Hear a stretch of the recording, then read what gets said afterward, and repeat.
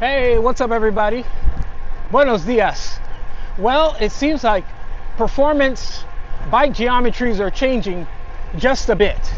Over the last few months, I've had the privilege of being able to ride two variations of geometries, both performance oriented from the same manufacturer, both in carbon. I'm talking about the Basso Diamante and the newly released Basso SV. The Basso SV has a little bit of a higher stack, shorter reach in comparison to the Diamante's more kind of racy, aggressive geometry. And I've been able to extract a little bit of a difference in terms of the performance potential of both bikes. They're both great, pretty much the same carbon layup, a lot of the same bike build features, but they perform ever so slightly different. And if I really had to pick a winner out of the lot, I'd say overall, given all of its dynamics and all the performance changes, the subtle differences in the geometry, the SV takes a slight edge. Hey, before I jump into ride feel details, my time with the SV has sadly come to a close, so it is up for sale. The bike is equipped as the day I received it with Shimano Dura-Ace 12-speed Di2 and the DT Swiss Arc 1100 wheelset. Bike currently has a total of 400 miles and it presents as new. The bike is spotless. Also, it has not been registered, so there's the warranty. For serious inquiries regarding all details, my contact information is in the description below, but I can be emailed at rvplou@yahoo.com or through Instagram at @thegoodcyclist. All right, back to the show. Morning, ladies. So today I'm going to do a little bit of a deep dive, tell you my impressions, where I think this is going, because Basso's not the only manufacturer that seems to be embracing this new formula. I have no idea where it came from. I don't know who requested it. Wasn't me, but it's here. So let's talk about it. All right, let's go. Now, both of these bikes are 53, but they go about being 53 completely different. And I did a very deep dive into the design philosophy when the Basso SV first came out. I'll post a link to that video so that you can check it out. With all that being said, I did the best I could to get an ideal fit for me personally on both bikes, even though they're performance bikes that go about the business of performance riding different. Hence the reason why I'm making this video. I also did the best that I could to kind of like equalize the bikes, meaning using the same or very similar componentry, wheel sets, and things like that wherever I could. The only difference in my tenure with both bikes is that I needed to bring the Diamante up to snuff, as it initially came equipped with a SRAM Force Group Set and Microtech wheels. Both solid but not spectacular. The group set was upgraded to Campagnolo Super Record 12-speed EPS, which rendered a drop of 340 grams, and I mostly rode it with a set of Super Team S All Carbon Evo wheels, though it has been visited by a number of wheels, including a set of lightweight Obermeyer Evos. As it sits, the dynamics of the bike are much better, and I think I have maxed out the performance, at least when it comes to the usage of normal off-the-shelf componentry. The SV, on the other hand, that bike came ready to fight. Sporting Shimano Dura-Ace Di2 12-speed and DT Swiss Arc 1100 wheels, a bottom bracket and head tube that is stiffer than the Diamante, and a more compliant rear end. But oh, that geometry. We've got to talk about the geometry. And for the record, and for good measure, I did do a couple rides on the Diamante with those DT Swiss wheels just as a frame of reference. I went to one of my favorite websites, bikeinsights.com, to look at some side-by-sides between the SV and the Diamante, but also I did a comparison with the Tarmac SL8 and the NV Melee, which I think is one of the bikes that sports that slightly higher stack than normal. A study of the geometry between the Diamante and the SV is quite the revelation. We'll talk more about that in a minute. Stack is not much shorter on the Diamante, while reach is about the same. But the SV has a significantly taller head tube length by 14 millimeters over the Diamante. Head tube angle is slightly slacker on the Diamante, while seat tube angle is the same on both bikes. I will share later on what I think Basso did with the SV build to keep the stack similar while having a much taller head tube. And then for kicks and giggles, I brought in the venerable Tarmac SL8 as a traditional performance geometry. I think you'll see a clear distinction here. Sporting a 16 millimeter taller stack, similar reach, and a massive difference again in head tube length of 15 millimeters. These are the things that I believe affect how the bike fits you. Then there are differences in chainstay length, wheelbase, and front to center that affect the handling of the bike. In my time with both the SV and the Tarmac SLA, I gotta say that I prefer overall how the SV feels and how it handles. That's one of the reasons why I consider it to be a better bike for the vast majority of people. And lastly, there's the Melee, part of the high stack club, I guess. Or is it? It does have this kind of odd top tube slope thing going on. Similar stack and reach numbers, but the Melee makes do with a more familiar, for its size, head tube length. I haven't ridden the Melee yet. If you have, please let us know in the comments if that higher stack has you feeling more upright than other performance bikes you have ridden. Just really curious about that. Now, when it comes to riding and fit, I found that there's the way how you think you fit on a bike versus the way how you actually fit on the bike. Let's start talking about how I feel I fit on both of these bikes, and I'll start out with the Diamante. I don't really feel stretched out, even though it has a lower stack and longer reach comparison to the SV.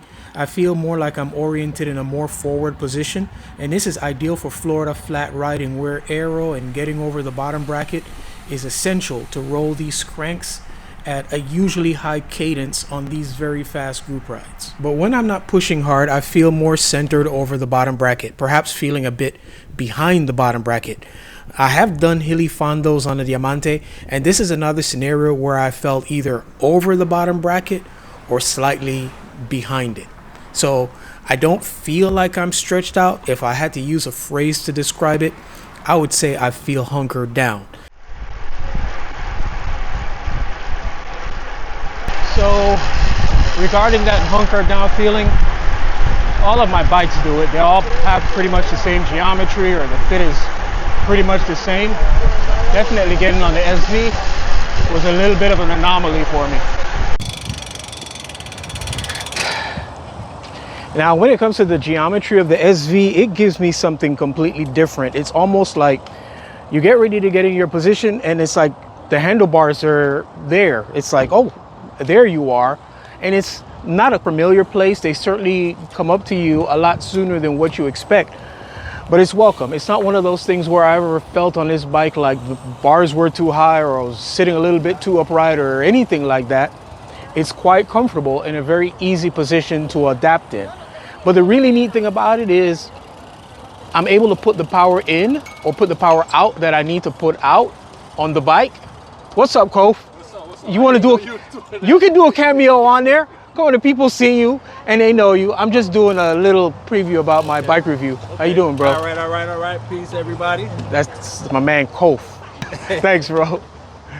So it's one of those things where even though I prefer that kind of like folded over feeling, for whatever reason, it could be tradition, this supposedly more upright geometry really doesn't feel upright. It actually feels just right. Hola, Maria. But you know, the tradition of cycling can sometimes fold us into very weird positions that we just seemingly accept. But with this new method, the positioning is what you would expect it to be if you didn't know any better. Facetiously, of course. Performance-wise, both bikes ride and handle well. They both climb equally well. Power delivery is great on both bikes. And they both are very good ride companions. The distinction is in speed. While both are very refined and have a quality ride, the SV can behave, not necessarily feel, but certainly behave racier. It accelerates faster and feels like it can stay up there with less effort from you. There are some things I have not been able to explain from studying the geometry charts and looking at the numbers of both of these bikes and considering the entire concept, the philosophy that Basso has of They want this to be a bike where you can ride more comfortably for longer periods of time and be able to extract the maximum performance that your body offers. So the philosophy is we want you to be able to sit a little bit more upright. The controls come a little bit closer to you versus the classic design of the Diamante, which is to say, no, we're going like the pros. We're going to have you a little bit lower and a little bit more stretched out. When you look at the numbers, simply studying the geometry, it doesn't really convey that difference. But when I get on the bikes, I do feel the difference. For example, when I brought the bikes home, I was dead set against having a bike with 152 millimeter head tube length because I prefer that 135 to 140 like what we have on the Diamante. This is actually 138. But when I brought the bike home and I sat the bikes on a flat surface and I started taking measurements, I was like, man, wait a minute. The controls are not that far off.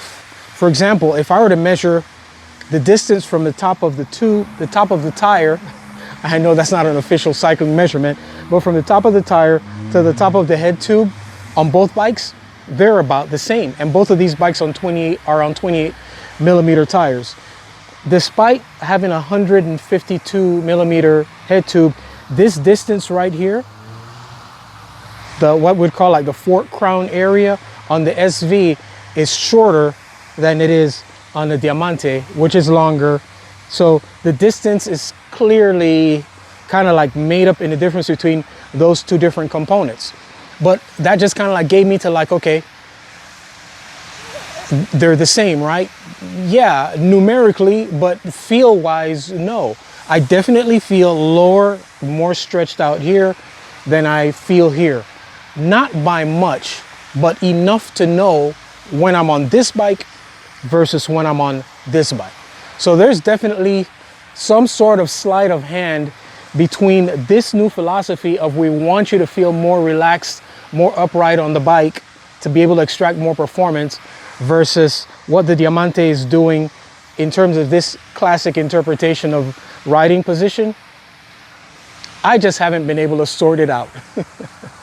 And I'm not going crazy. It's definitely there. Now at 59, I have managed to remain relatively flexible, but at some point I know the body changes, time catches up with you, and I'm going to have to make some kind of change. And given the performance gains, or let's say the fact that I don't see any performance loss by going to that slightly different geometry, I'm okay with it. But you know how we are. Aesthetics is huge. All right, guys, let your voices be heard in the comment section below. Which do you prefer? The more upright, progressive geometry? Or you an old head like me, you want to be long and stretched out? Thanks for always supporting the channel by watching these videos, liking, commenting, and subscribing. And as always, our aim here is to inform, instruct, inspire. Be blessed.